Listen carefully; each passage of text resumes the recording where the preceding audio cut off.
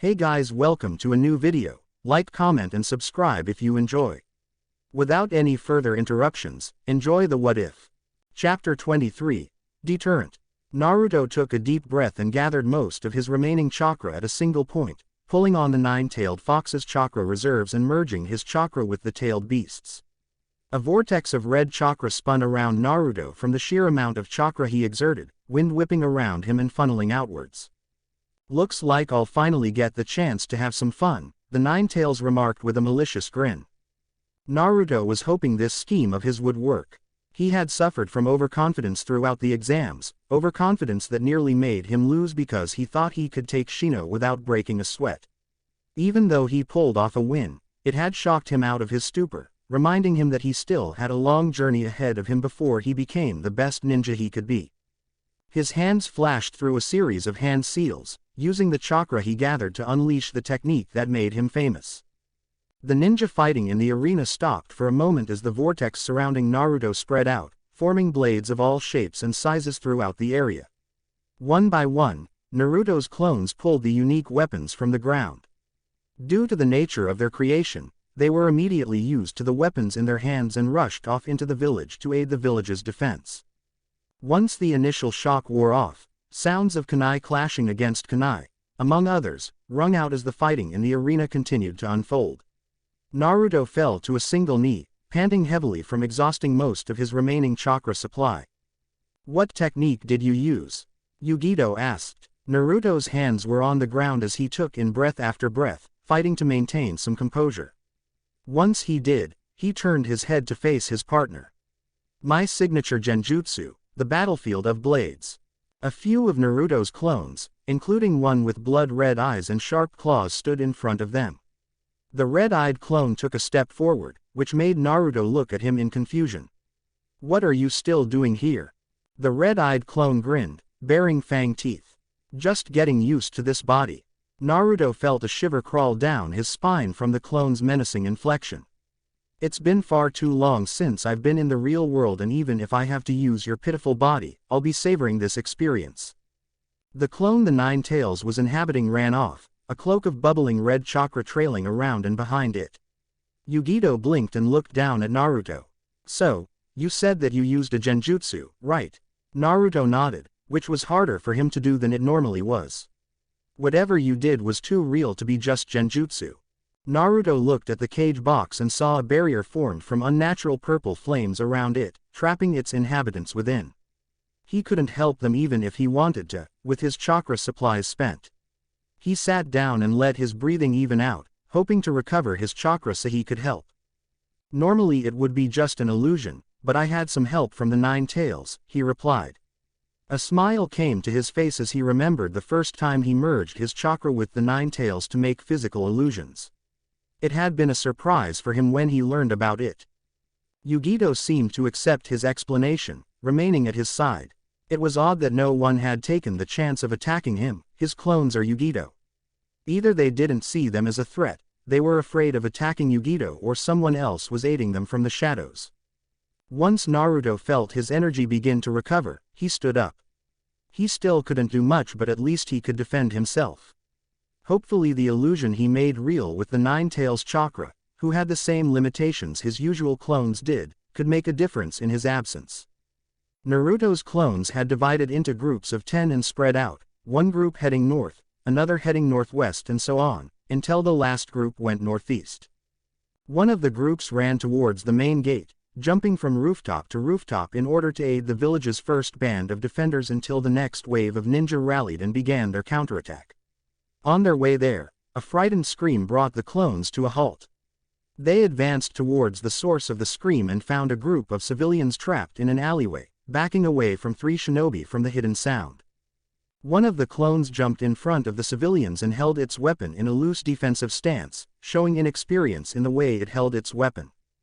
"Get out of our way, kid," one of the shinobi said. The clone stood its ground. "Stupid brat." The ninja pulled out a kunai, and just before he could kill Naruto's clone, a spray of blood shot out from his and his partner's necks, decapitated by the clone's partners. One of the clones approached the civilians and kept its cool even as the fearful expressions shifted into something less favorable. "We don't have all day." Me and my partners will get you to safety.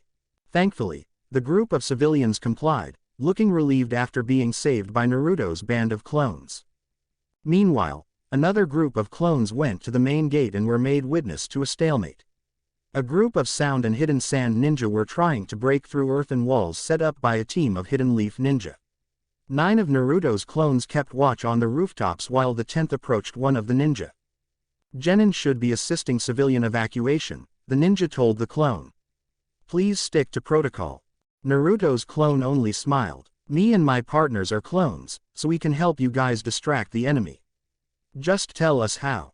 The ninja was about to wave Naruto's clone off, but an explosion rocked the walls protecting them. The ninja looked at the group of clones again and waited, even as the enemy continued to attack.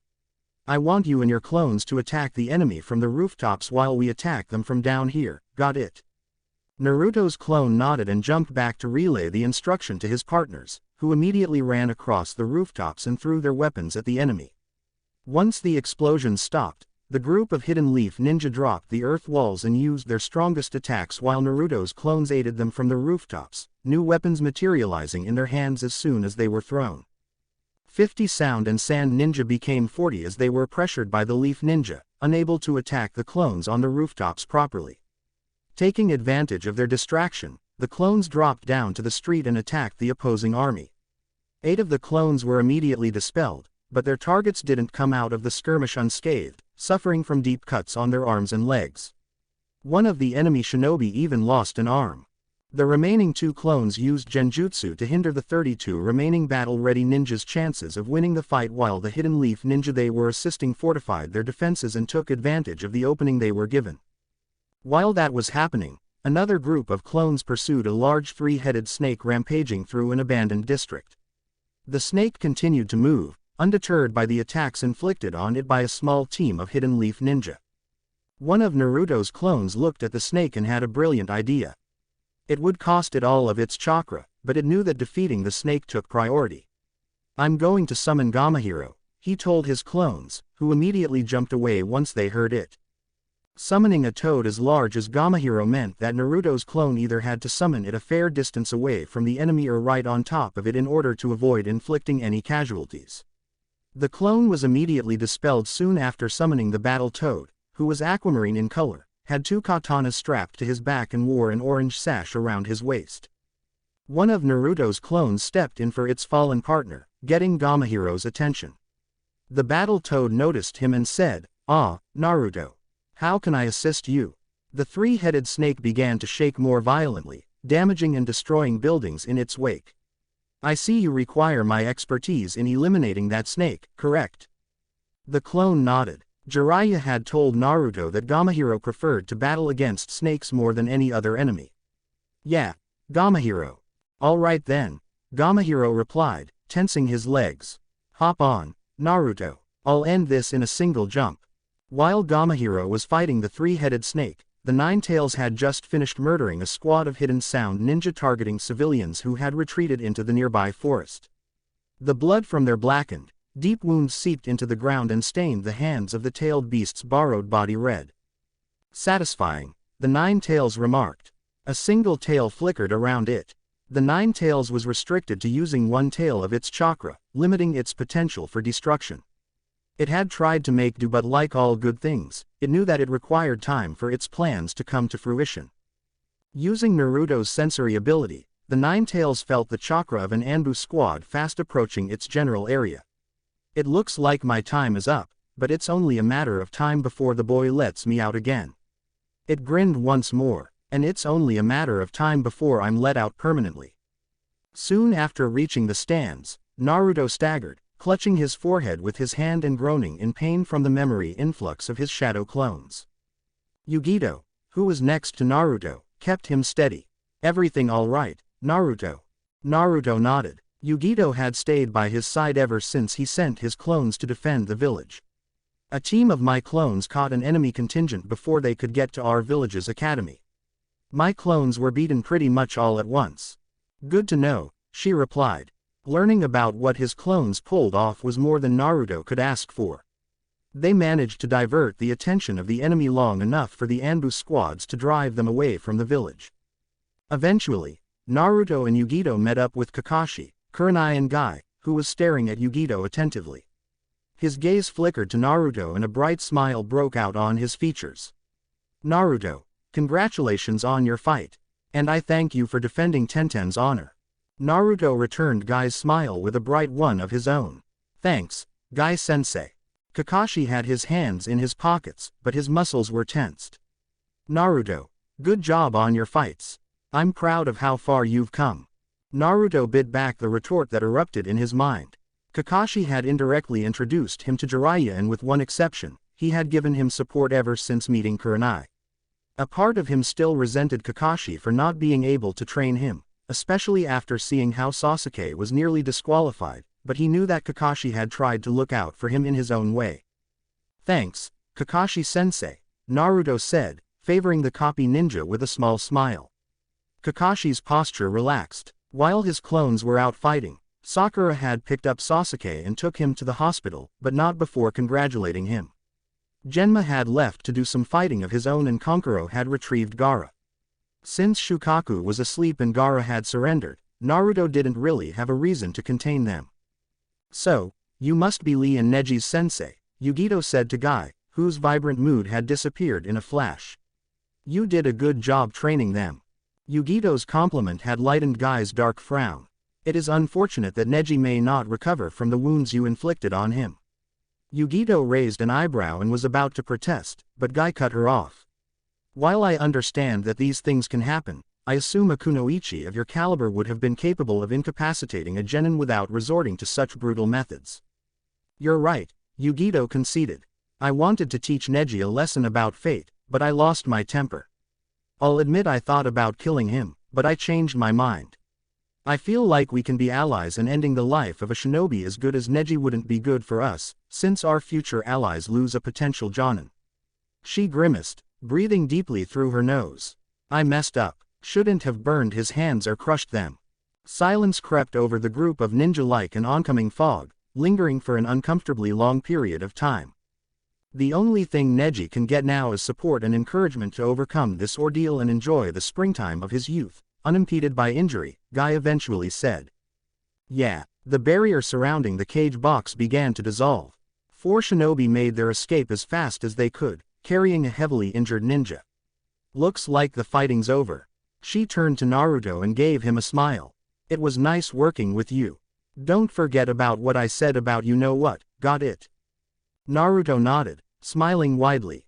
I will. As soon as he said that, Yugito turned around and left, reappearing on top of the cage box. A copse of trees had emerged once the barrier fell down and the Hokage stepped out in his black battle gear, looking weary but mostly unharmed. So, Guy, Kakashi started. I was thinking of a new challenge, since you're now 2 points ahead of me. Guy's signature flashing grin returned. Why, Kakashi, you've never tried to challenge me. Why the sudden change of heart? Kakashi shrugged, looking at Naruto and Kurenai. No reason. Once they left, Kurenai's lips pulled into a thin smile, making Naruto's heart flutter. How did I do, Kurenai? He asked. You were acceptable, she replied. Naruto almost reeled back in shock from the statement. He frowned, disappointed. Kurenai seemed to notice, since she frowned as well. Only in 2 instances. The first was against Shino. You got lucky, since he managed to counter your sensor effectively and keep you from finding him. Did you tell him about it? Naruto asked. Kurenai shook her head. As far as I know, he did his research on you and came up with that jamming technique. The second time was when you tried to use that genjutsu of yours on Gaara. I have a good feeling you weren't planning for it to succeed, so once again, luck was on your side. Otherwise, Kurenai gave him a smile she usually gave whenever she was proud of him. You were exceptional. The disappointment flowed away like a crashing wave and Naruto beamed from the praise, glad that his teacher and girlfriend was proud of him. Can I ask you something? Sure, she said. Naruto grinned. He had noticed that the few hidden cloud ninja in the arena hadn't been attacked by the enemy and no one thought about attacking Yugito even if people around them fought with impunity. It made him wonder about his mysterious protector. Were you the one watching out for me when I was standing in the arena? Kurenai nodded, a smirk playing on her pretty face. I most definitely was. Awesome. A comfortable silence reigned over them until Naruto found something else to talk about. So, what do we do now, after surviving an invasion? Kurenai leaned forward, placing her forearms on Naruto's shoulders and touching her forehead to his. Now we can relax and rebuild, making our village even better than it was before. 2 days had passed since the invasion ended, and other than the district that was destroyed during the fight between Gamahiro and the three-headed snake, the Hidden Leaf village didn't suffer much damage whatsoever. The efforts of the Hidden Leaf's ninja had made all the difference, deterring the opposing ninja from the Hidden Sound and Hidden Sand villages before the Anbu drove them off. Naruto's contribution to the invasion hadn't gone unnoticed. Not only did the civilians that he saved express their gratitude, some of the village's ninja looked at him with newfound respect, instead of seeing him as a pest or a nuisance. At the moment, the one thing on most people's minds besides village recovery was about who the village's newest Chunin might be. Nothing had been announced, mainly due to the revelation that the Case had been killed by Orochimaru, who had impersonated him soon after. As a result of that, the imprisoned shinobi from the Hidden Sand had been released. With that debacle taken care of, Naruto stood proudly inside the Hokage's office in the belief that he had been promoted. It didn't really matter that much in the grand scheme of things, since his apprenticeship with Jiraiya had been formally announced the day after the invasion ended. He surprised his new master with a strong hug, just like he had hugged Kurenai back when she first became his teacher. "Thank you for coming, Naruto," the Hokage said.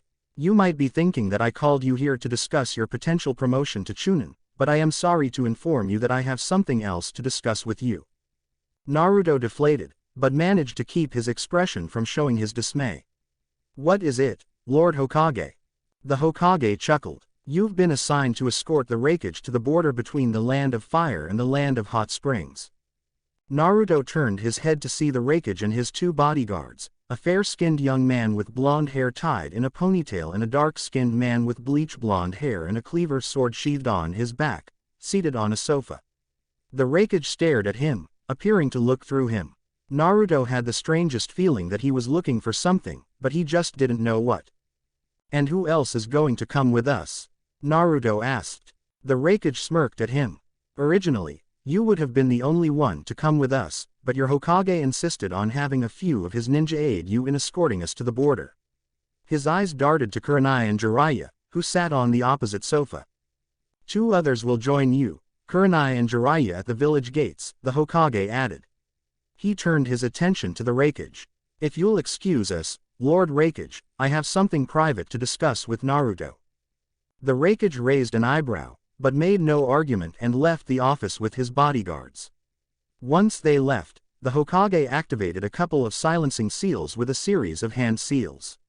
He looked at Naruto with a piercing gaze and folded his hands in front of him, placing them on his desk. "Looks like your Hokage is going to interrogate you on our deal." The Nine-Tails grin was sickening as always. Instead of taking it in stride, Naruto growled under his breath, annoyed at his tenant. "Shut up, all right. Do you want the old man to jump to the wrong conclusions?" "Naruto, what's wrong?" the Hokage asked, his voice tinged with concern. "Too late. It looks like the old fool's already doubting you." The Nine-Tails' laughter boomed in Naruto's mind, and it took him longer than he would have liked to shut the connection between them. Unfortunately for him, the Nine-Tails might have been right in its assumption, as the Hokage had a calculating gleam in his eye. Jiraiya's arms were folded and his expression wasn't as jovial as it usually was. Kurenai had her arms held in front of her, fingers together, and leaned in towards him. "Nothing," he replied. "How long have you been in contact with the Nine-Tails and what is its relationship with you?" the Hokage asked, his tone reprimanding. It was the same kind of voice he used whenever he spoke to him after he pulled off a prank or was sent to him by one of his former school teachers. He hated it. A month, maybe longer. Kurenai was the only one who knew about the specifics of his deal with the Nine-Tails, and while Jiraiya had his suspicions, it didn't look like he pieced everything together. "Explain." Naruto did. Scene break. "So that was how you were able to create a genjutsu that bent reality to your will," the Hokage said after Naruto finished telling his story. Kurenai had a deep frown on her face. "I'll admit, I am concerned. I knew a girl who could do the same thing you did, probably better than you could." Anything her mind could come up with would be made real. Kurenai paused. But she was influenced by a demon trapped within her mind, slowly driving her insane. What happened to the girl? Naruto asked, somewhat surprised and intrigued by the similarities he found between the girl and him. Kurenai opened her mouth once, closing it soon after.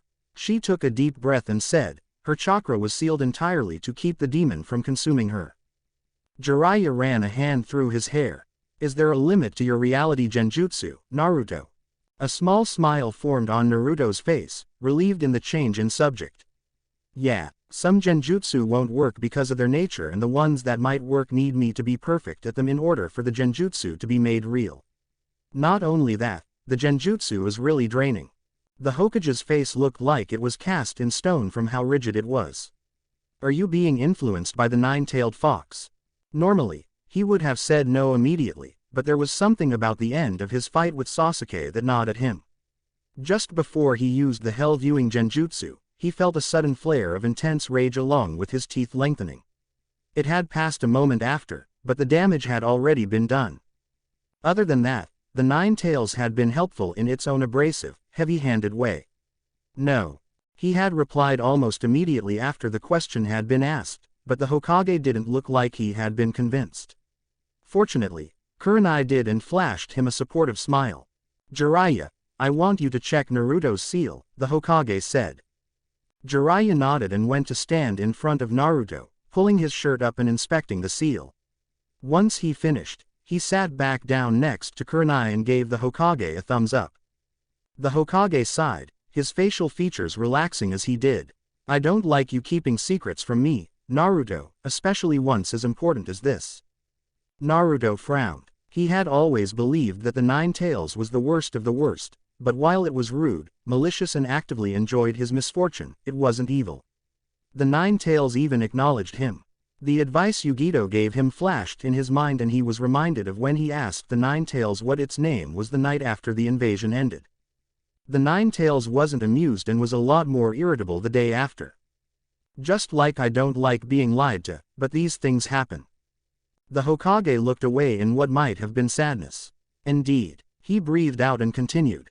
At any rate, you have been assigned an additional mission to be carried out as soon as you finish escorting the Raikage and his entourage. It has been assigned by our own daimyo, as he was impressed with your performance. Naruto's eyes narrowed, but his frown lightened. It wasn't what he was expecting, but he knew that a ninja had to be prepared for any eventuality. What's the mission? You, along with 3 others, will go to the main stronghold of the Crimson Hand, a major gang filled with bandits. The mission is to destroy the group entirely and deliver the head of their leader as proof of your success. Naruto was handed the mission scroll and read it, eyes bulging out from shock when he learned how many bandits there were in the gang. It also included a picture and known details of the Crimson Hand's leader. I've already chosen your team, the Hokage told him. They will meet you at the village gates. Do you have any other questions? It hadn't even been a week since the Chunin exams ended and he was already going to go on an A-ranked mission. At least he would have help from his team, confident the Hokage would pick only the best ninja available. He smiled broadly. I don't. Let's get this thing started. Chapter 24, Empathy. Naruto had some unfinished business to take care of before he could leave on his big mission, and after telling Kurenai and Jiraiya about it, he sprinted towards the mostly abandoned Uchiha district. The only reason why he didn't apologize to his former teammate before was because he hadn't seen him since the end of the exams. A part of him was overjoyed at being able to beat Sasuke in a fight for the first time ever, even if he did have help. It was something he always wanted to do ever since he lost against the last Uchiha for the first time. If he beat the best student in the academy, he would gain the respect and acknowledgement of his fellow students. If he was stronger than Sasuke, Sakura would have to like him. It didn't help that even if he wanted to be friends with Sasuke, who understood loneliness like he did, he was too jealous of him for being good at everything and being popular. It was easier being rivals with him instead. He persisted, enduring through each and every loss, hoping things would get better if he didn't give up. Then he met Kurenai and he realized he didn't need to persist if nothing was going to change. He met someone who acknowledged him for who he was. He didn't need the acknowledgement of people who didn't care about him or people who wouldn't give him a chance. At the time, the fact that he didn't try and be a friend worth caring about wasn't something he considered. If he attacked Sasuke with his worst memories while having the mindset that he had before embarking on the Land of Waves mission, he would bet money on him enjoying Sasuke's pain. Humiliating him in front of everyone would have been amazing, giving Sasuke a taste of all the pain he felt throughout his life and getting a sample of the glory from everyone who watched their match. He wasn't that person anymore. And Sasuke wasn't the person he thought he was either. That was why he needed to resolve the issue. Touching down in front of Sasuke's house, he knocked on the door, knowing Sasuke was inside thanks to his sensor. It opened soon after. "What do you want?" Sasuke asked. His lips were pulled into a tight line and he was dressed in his usual blue shirt and white shorts. In spite of Sasuke's sour attitude, Naruto smiled. "I wanted to say sorry. I didn't mean to use that jutsu on you." The mere mention of the hell-viewing genjutsu made Sasuke's chakra flare up. "Really?" Sasuke said, tightening his right hand into a fist to keep it from shivering. "I figured you did it because all you care about was getting stronger and getting ahead no matter what." Naruto recoiled and his heartbeat began to race. "That isn't true. All I wanted to do was keep you out of the fight. It's just that I messed up, that's all." "How do you mess up that badly?" "It just happened." "Things don't just happen. Everything happens for a reason." Naruto took a deep breath and felt his face and body relax. After the exams had ended, Naruto had thought about why he unintentionally used that genjutsu. Molding the genjutsu required him to have the illusion he wanted to use in mind as he went through the hand seals, being easier to do the longer the hand seal sequence was as long as the sequence wasn't altered.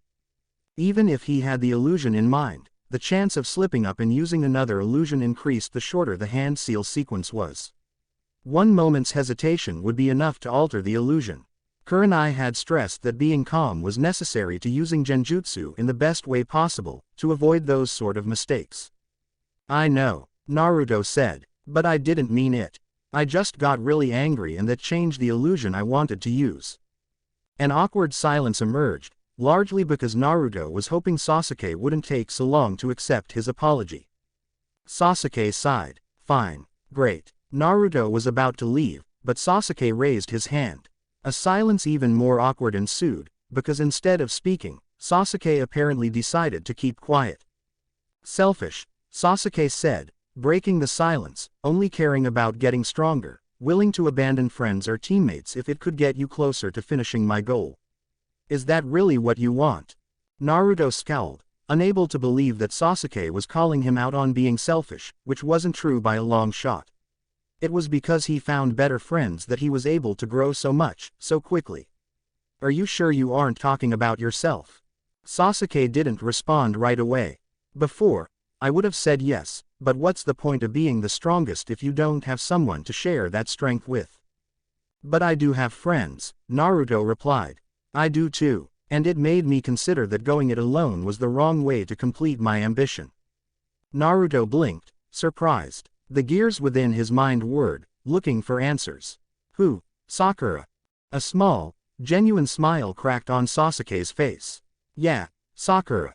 It wasn't a surprise, now that he thought about it. There was something going on between them, and even if he didn't like Sakura as much as he used to, he could see why Sasuke liked her. "But is it good enough to have friends?" Sasuke asked, a haunted look in his eyes. "I still couldn't beat you. I'm still not strong enough." Naruto frowned. "You don't make friends just to get stronger. You make friends because you enjoy their company." He caught Sasuke staring at him, once again. "I thought we were on good terms, but then I heard that you quit Team 7 and it made me wonder about all this." He paused, once again. "In the end, what you do is your responsibility. Then what's the point of trying to make me feel worse for what I did to you?" Naruto asked. Sasuke shrugged. "I just wanted to know if my opinion of you was right." His lips shifted, forming his classic smirk. "I wasn't." Naruto smiled in relief. "Cool, I've got to get going. See you at the top," Sasuke said before closing his door. Once he did, Naruto left the Uchiha district and made a beeline for the Hyuga clan compound. On the way there, he began to think about the conversation he had with Sasuke. It went better than he thought it would, even though Sasuke still had his own stuff to deal with. Hopefully, things would go as smoothly when he apologized to Hinata. Naruto didn't find Hinata at the Hyuga compound. She was training in a secluded training ground deep in one of the village's many forests. He saw her palms hit the tree stump she stood in front of with vicious smacks. Sweat poured off her brow as she continued to thrust her hands in repetitive motions, lips pulled taut. Once Naruto came into range, she stopped hitting the stump and turned his way. Veins bulged around her eyes and her right hand was held out, her left raised upwards next to her side. She wasn't wearing her beige jacket, dressed in a blue long-sleeved shirt instead. Her heavy breathing began to level out and her posture relaxed as she brought her hand to her side. Her Byakugan deactivated. Naruto. Naruto smiled, but Hinata failed to react. Strange. He expected her to blush or look around nervously or even fiddle with her fingers, not look at him with a neutral gaze. Hinata, I wanted to say sorry for how I won our fight back during the exams. Hinata took a deep breath. It's okay. She paused, as if she was searching for the right words. I wasn't able to focus on the fight and I lost. It wasn't your fault. Naruto rubbed the back of his neck. This wasn't what he was expecting at all. Oh, that's good to know. I thought you'd be angry because Shino really wanted to make me pay for what I did to you. Hinata frowned. Shino can be overprotective, but he only meant well. I think he would have done the same to anyone who hurt me. Naruto stared deep into Hinata's eyes. Other than trying to wave away his actions and taking some time to respond, her voice was clear and she didn't stumble over her words. It was baffling, since he didn't think Hinata would have changed at all. Are you sure you're alright with what happened between us? Hinata nodded and Naruto caught a light tinge of pink across the bridge of her nose. It's given me the inspiration to train harder so that I don't repeat my mistake. Sounds great, Naruto said with a smile on his face. Hinata smiled. Is that all you wanted to tell me? Naruto shook his head. I thought you'd be nervous around me. You always were before. I still am, she revealed. Her smile had faded into a slight frown. But I'm trying so hard not to let it affect me. I want to be able to rely on my own strength, instead of drawing from the strength of others to feel better about myself. She took another deep breath. You were one of those people who inspired me. Naruto knew Hinata had a crush on him, but that statement still took him by surprise. Why? I wasn't anyone special. I just messed up over and over again. Hinata only smiled. You inspired me because you failed, because you always got up and tried again, no matter what. It made me think that I could believe in myself, and not give up. And when I see you now, so much stronger than you were back when we were in the academy, I feel like I can be strong too. Naruto beamed. Thanks. That's really great to hear. Anyway, I've got to get going. Hinata nodded and Naruto took off. Through his sensor, he saw Hinata move forward like she wanted to say something else, but she moved back to the tree stump. A few moments later, she began to perform an intricate kata of flowing strikes and kicks. It was encouraging to know that he was able to inspire someone. It stung that Hinata wasn't brave enough to not try and be friends with him, but then he probably wouldn't have noticed or brushed it off. At any rate, now that he was finished apologizing, he had a mission to begin. The village gates came into sight soon enough as Naruto raced to get there as soon as he could, knowing that he was wasting not only his teachers' and teammates' time, but also the time of the Raikage for forcing him to wait instead of returning home. Kurenai was the first one to notice him and met him at the gate. Did you finish what you wanted to do? Naruto nodded with a smile on his face, happy to simply see his girlfriend. Yeah, it was easier than I thought it would be. Kurenai returned Naruto's smile. That's good. Now that you're here, we can all get going. It's a good thing you didn't take too long. Naruto followed Kurenai and took a look around him. On one side was the Raikage's entourage, with the hidden cloud leader himself looking at him intently. On the other was Jiraiya and, if he was correct, his two teammates for his upcoming mission. One of them was Anko, one of the proctors from the Chunin exams, who sauntered over to him and Kurenai. Who's this? She asked, pointing at Naruto. Your new boy toy. Never thought you were a cradle robber, Kurenai. Naruto flushed at the boy toy remark, learning about the phrase from Misane after she used it one time. Meanwhile, Kurenai's eyes narrowed, but she kept a smile on her face. I don't know what you're talking about. She put her hands on Naruto's shoulders. Naruto, meet Anko, a friend of mine. Really? Naruto asked. Yes, as much as it pains me to say it, she said in good humor. Anko responded by sticking out her tongue. Anko, this is Naruto Uzumaki. I've been teaching him a fine and intricate art. I know who he is, Anko said. A moment passed before her mouth shifted into a smirk, making Naruto feel like she had caught someone in some sort of prank. Oh, I got it. You wanted to teach the kid about the glory of the tea ceremony, didn't you? Kurenai shook her head, her grip on Naruto tightening. No, of course not. I wanted to teach Naruto something useful, not something frivolous. Frivolous, Anko said, her smirk having not slipped at all. I don't know, it's a hobby that requires discipline and finesse. It's a lot more dignified than getting wasted at a seedy bar every other night. You know that I wouldn't set one foot in some seedy bar, as you put it. I have standards. Yeah, I know. Anko's smirk had been replaced with a frown. Just like I knew that you were talking about genjutsu. What happened to you? This new, serious Kurenai is such a drag. That brought a smile to Naruto's face, for more reason than one. The Kurenai I knew was the life of the party. Kurenai's grip on Naruto slackened, then tightened again as she began to massage Naruto's shoulders, sending shivers down his spine. Hey, Kurenai-sensei can be pretty fun, you know. Naruto told Anko. She always says that there's a time and place for everything. He looked up and saw Kurenai's pretty smile. Naruto is correct, Naruto's other, violet-haired teammate said, approaching them. She was clad in a Chunin flak jacket and black pants, her katana strapped to her back and forehead protector tied to her bicep. Warm brown eyes looked down at him, and Naruto was struck with a vague sense of familiarity. We can relax when the time comes. Yes, you're absolutely right, Yugao, Kurenai said. She let go of Naruto, who felt a sudden chill from the absence of Kurenai's warm, soothing touch. Naruto spared a glance at Jiraiya, who was scribbling something in a notebook. He suspected that it was more of his research, but he couldn't be sure. He was about to ask, but Jiraiya shut the book once he caught him looking at it and smiled, one that made him feel like he was missing something. We've spent enough time socializing, so let's get this show on the road, he said. Once again, I'm grateful for learning patience, the Raikage said. Naruto caught the Raikage looking at him again. In fact, he hadn't stopped staring in Naruto's general direction ever since he arrived. The group of ninjas set off towards the Land of Fire's border with the Land of Hot Springs. Naruto had suggested a defensive formation just to be safe, but Jiraiya waved him off, reasoning that only a fool would try to attack a group filled with powerful ninja. A few minutes into their journey found Naruto walking next to the Raikage. Naruto Uzumaki, at last we meet, the Raikage said. Naruto nodded. This was the third Kage he had met, and like his own Hokage or Maid Terumi, he could feel the sheer presence the Raikage had.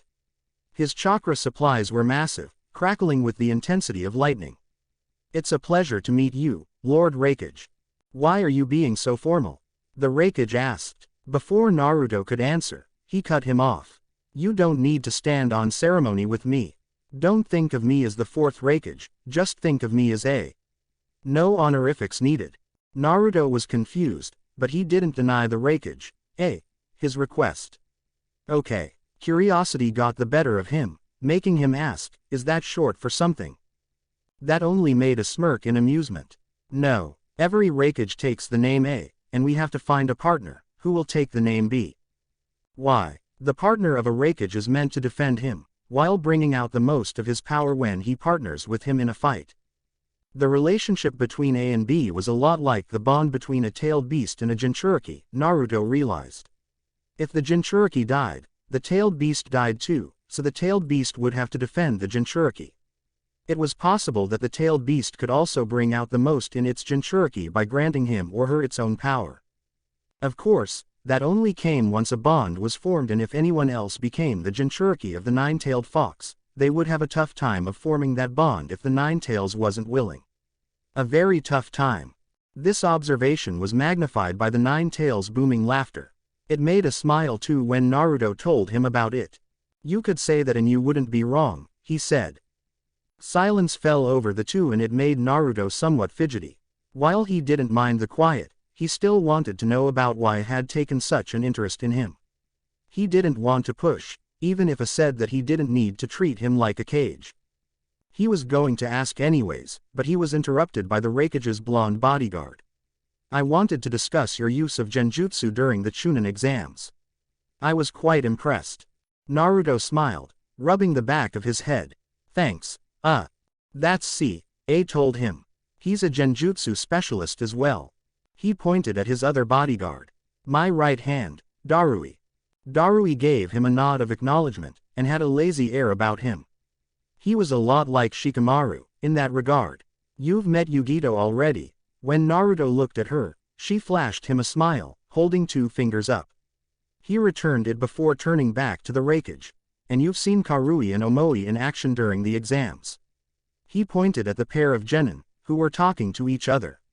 And last but not least, the young woman next to them is Samui. Naruto forced himself to look at Samui's eyes instead of her large breasts and nearly tripped from the coldness in her eyes. He turned back to see. Since you're a genjutsu specialist, I'd like it a lot if you could share some of your expertise.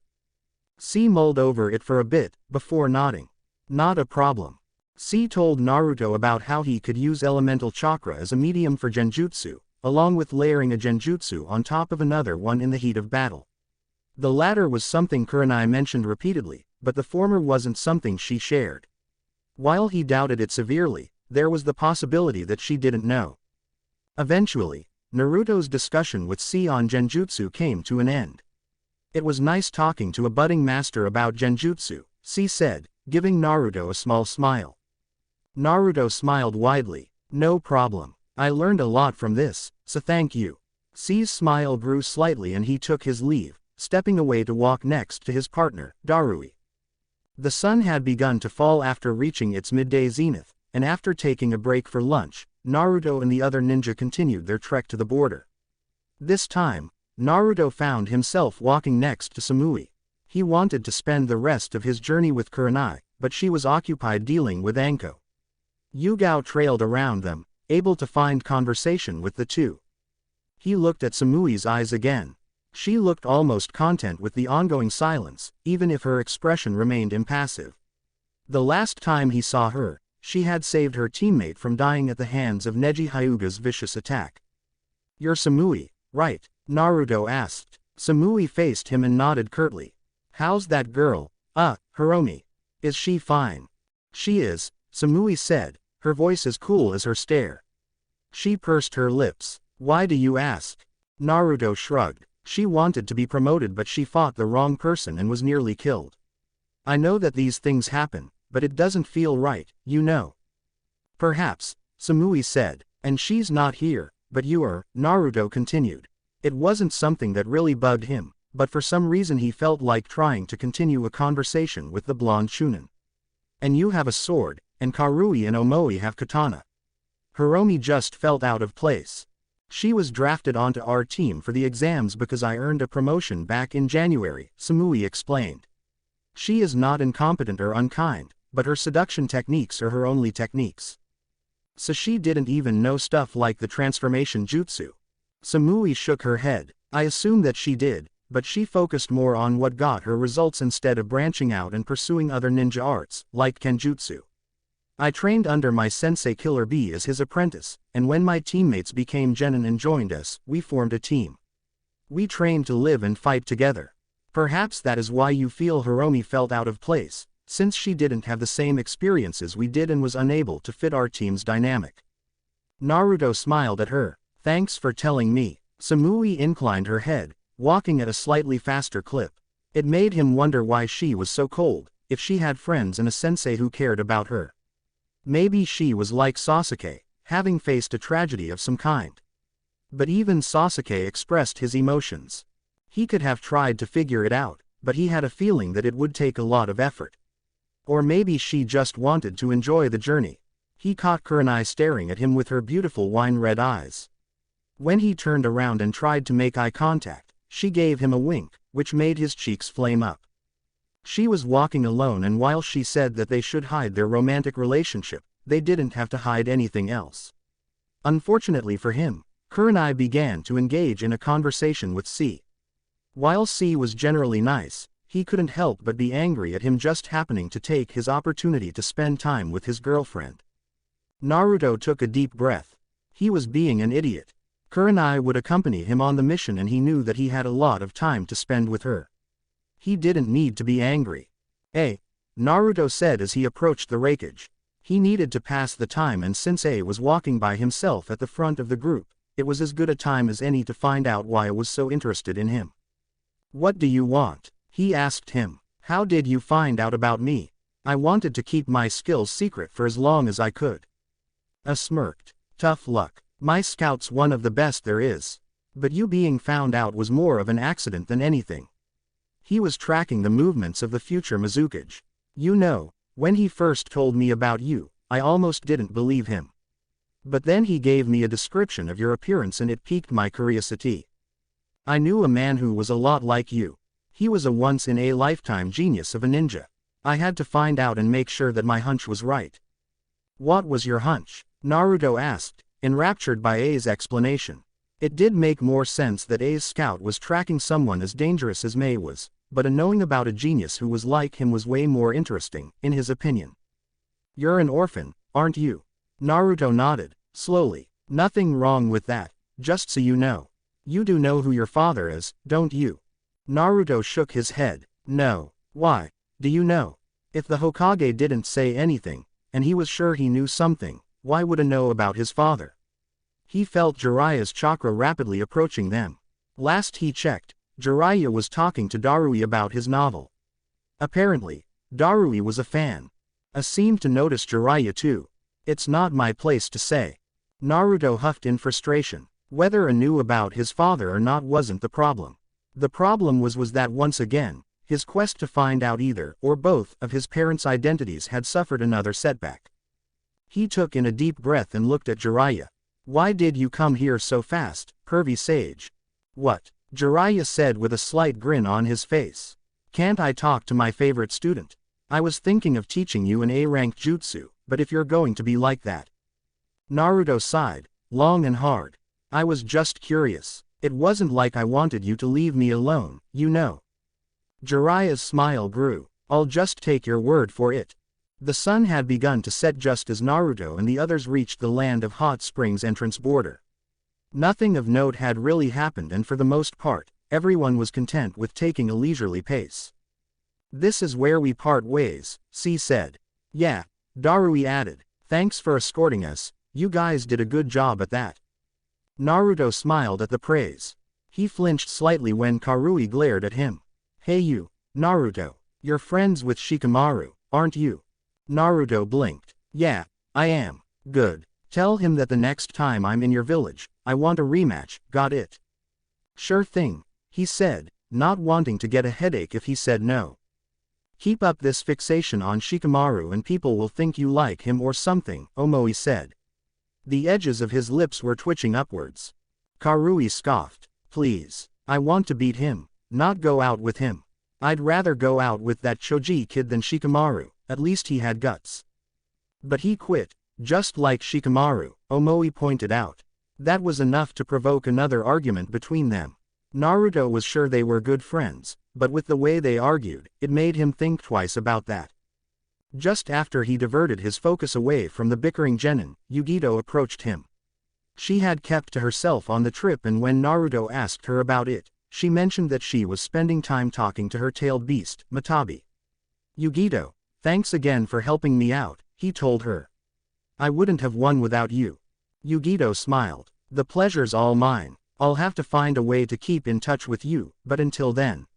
She looked around for a bit before bending down and pressing her lips against his cheek softly, spending only a moment on the kiss.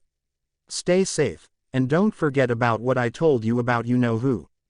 "Yeah," Naruto said in a daze, too shocked to move as Yugito returned to her group. He wasn't the only one to have reacted to Yugito's sudden display of affection. Ahad chuckled at the sight. Jiraiya was scribbling something in his notebook and Kurenai's stare was practically a glare. Naruto felt the tension in the air as Kurenai looked at him with a frown firmly set on her supple lips. Even as the hidden cloud ninja left them to return home, Naruto and Kurenai kept looking at each other, before Kurenai turned away. "We have to go," Kurenai said in a tone that made Naruto's shoulders slump as she moved away from him. Yugao and Anko blinked in confusion. "And here I thought you were lucky, Naruto," Jiraiya said, shaking his head. He closed his notebook and tucked it in his kimono shirt. "I've got some things to do, but when I get back, I'll test you, so do well on your mission and keep up your training when you get the chance." "Yeah," Naruto said, more focused on Kurenai than his master. Jiraiya only gave him a smile before inclining his head towards the other kunoichi, making his exit soon after and disappearing into the nearby foliage.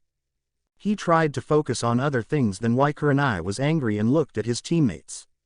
Besides Kurenai, there was Yugao. He was reasonably certain that she was the Anbu cat, who worked with his team back at the Land of Waves, and since the Hokage chose her, she must have been skilled. Anko he didn't know, but she was also chosen by the Hokage, so she must have had some sort of skill that would prove to be valuable during the mission. Her chakra was tainted by Orochimaru's curse mark, much like Sasuke's was. Unlike Sasuke, Anko's curse mark wasn't suppressed by a seal, yet she seemed to be completely unaffected by its thrall.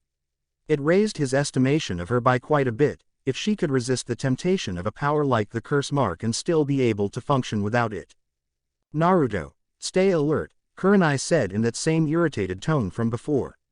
"We need to stay close to the bandit camp so we don't lose the trail, so let's get going."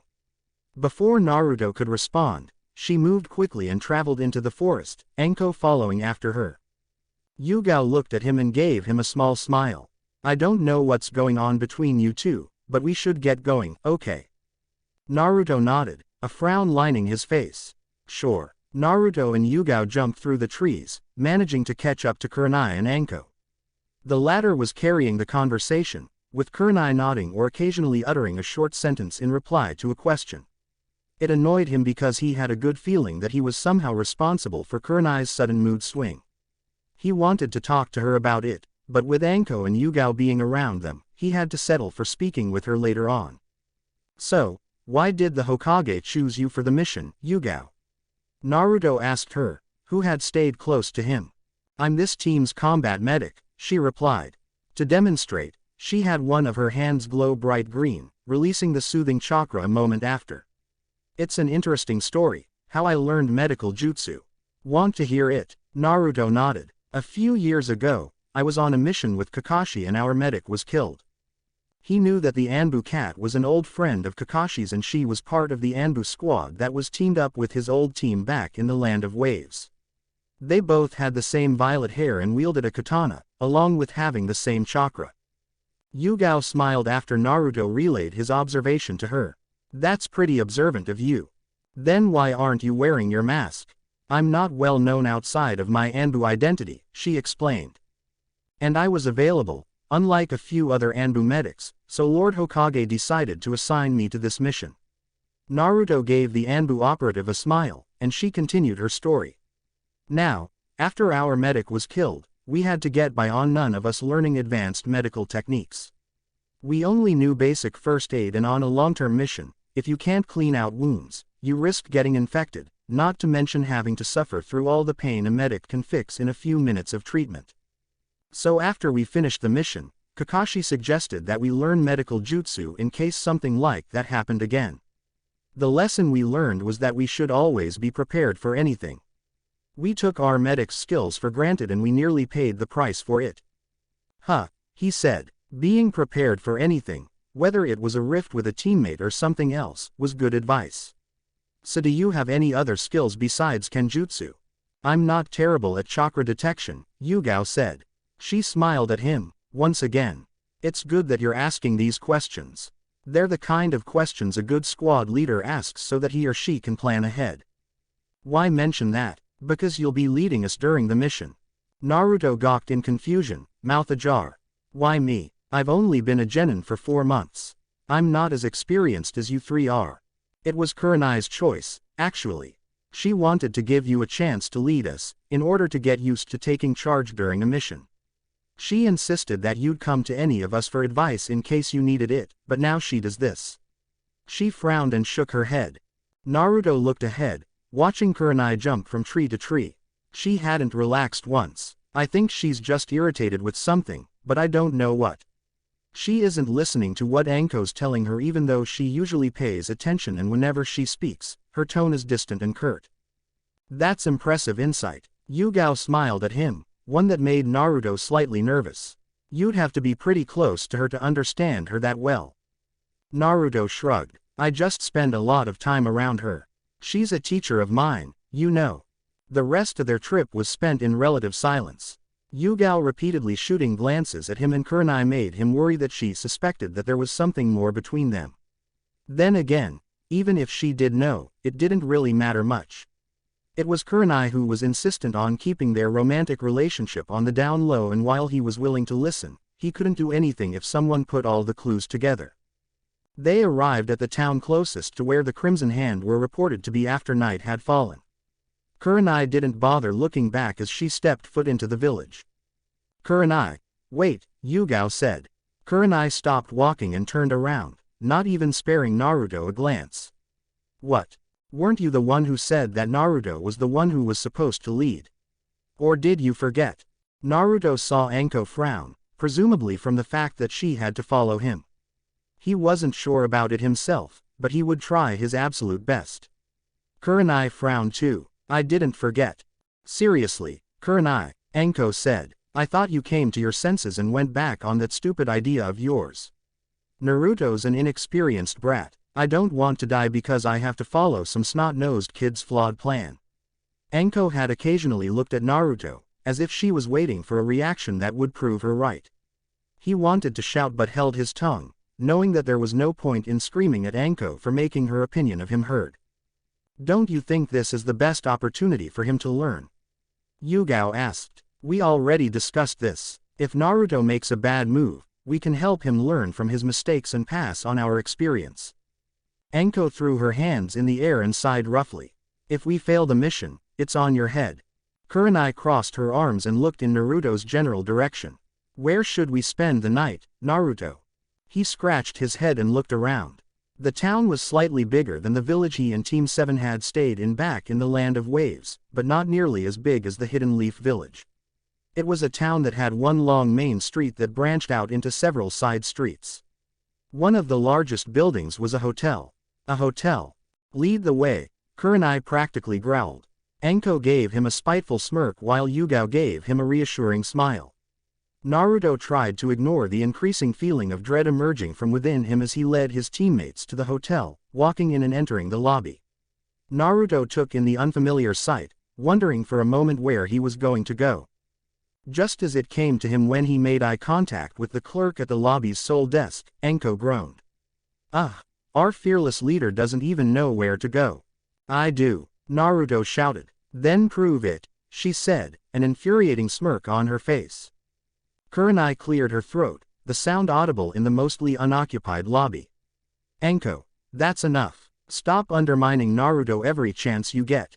Quit acting like a spoiled child who whines when she doesn't get what she wants. This is supposed to be a learning experience for him.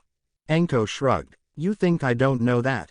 Go ahead and sort out our rooms, kid. Naruto blew out air and walked to the clerk as fast as he could, wanting to finish up the job as soon as possible.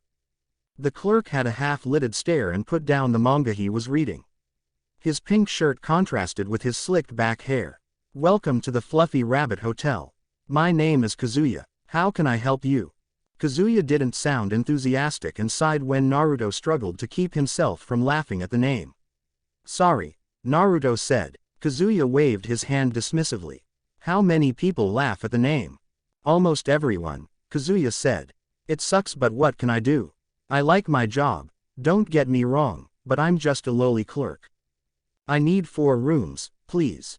Kazuya looked at a diary or notebook filled with information and whistled. Sorry, kid, but there are only 2 rooms left, so you'll have to share with one of your lady friends. Don't you find it strange that I'm traveling with 3 women? Naruto asked. Kazuya shrugged. Yesterday I gave rooms to a shark man and a guy with a mean poker face. There was one time when the legendary sucker and her girlfriend came here. I think that expecting the unexpected should be some kind of rule when it comes to ninja. Can't argue with that, Naruto said. Kazuya gave him his keys and directions to the rooms his team would be sleeping in. Once Naruto paid and Kazuya told him how to check in and check out, he returned to his team and had them follow him to the first room. When he got there, he turned around and smiled sheepishly. "One of you has to share with me." "I'll share with you," Anko said, giving him a seductive wink. She leaned into him and he saw how tight her mesh shirt was against her body. Naruto shook his head. Anko was really irritating him now. Before she was undermining him and now she wanted to sleep in the same room as him. "No thanks." "I agree," Kurenai said. "As his sensei, I should be the one to stay with Naruto." Anko huffed. Then a familiar gleam came into her eye. "Of course you'd say that. You just want to have your boy toy all to yourself." "That's not it," Naruto said, looking downward in order to hide the blush covering his cheeks. "I'm not comfortable with you because you've been rude to me this whole time." He turned to Yugao, ignoring Anko's half-hearted glare. "And I'm not really comfortable with you because I don't know you that well." "That's okay," Yugao replied, taking her key from Naruto. The number of the room was etched on the key. "I know that if I had the choice, I wouldn't want to share a room with a boy or man unless it was my boyfriend. Or someone I knew well." Naruto smiled at Yugao and watched them leave. Just as he was about to open the door to his and Kurenai's room, he heard Anko say, "Don't have too much fun." She started to laugh. Naruto shook his head and went inside. The room had 2 beds, a bathroom, a chair and even a television. He sat on the bed closest to the window, Kurenai taking the other bed that was closest to the door. He sought Kurenai's gaze and made eye contact with her. He wondered why she was being so distant, why she was keeping a tight leash on her emotions and snapped at everything. The tension between them that had been simmering before felt like it was at a boiling point. Even the 9 Tails, who had kept quiet for most of the day, had reacted to the tension negatively. He was about to ask Kurenai what was wrong when she suddenly stood up. "I'm going to take a shower," she said. "Try to get some sleep. We have a long day of planning ahead. Can you at least tell me why you've been so mad lately?" Naruto asked, frowning somewhat. Kurenai kept quiet and headed for the bathroom door. Once she opened it, she turned and gave him a soft smile, one that didn't quite reach her eyes. "I'll tell you later." Naruto lay on his bed, staring at the ceiling. He tried to understand other people because he didn't want to fight when it wasn't necessary and he felt some sort of empathy when the people he cared about suffered. It was worse when he couldn't help them, or if someone was angry with him when he didn't know why. He understood the pain of loneliness, the pain of being scorned for something he didn't do and a lot of other kinds of pain. He didn't want others to suffer the way he did. But he couldn't help them without understanding why they felt that pain. All he could do for Kurenai was wait until she told him why. Author's note. I spent over a year on this story when this chapter came out. I thought I could get all 39 chapters done in a year. I was wrong. I blame lack of motivation for that. I never really imagined the story would change, actually. I wanted to do some things differently and as a result, things like Naruto vs. Shino or Sasuke and Sakura's enhanced friendship, among other events, became fixtures of the story. If you liked the story so far, thanks for that. When everything clicks together, it's a blast to write. That bit with Karui and Choji was just a nod to one of the most random canon pairings I've ever seen. Also, I didn't know that Samui was supposed to be older than Karui and Omoi, so for the purposes of this story, she's 10 years younger than her canon counterpart. Thank you for watching. If you enjoyed the video, be sure to like, comment and subscribe as well as checking out the author on fanfiction.net.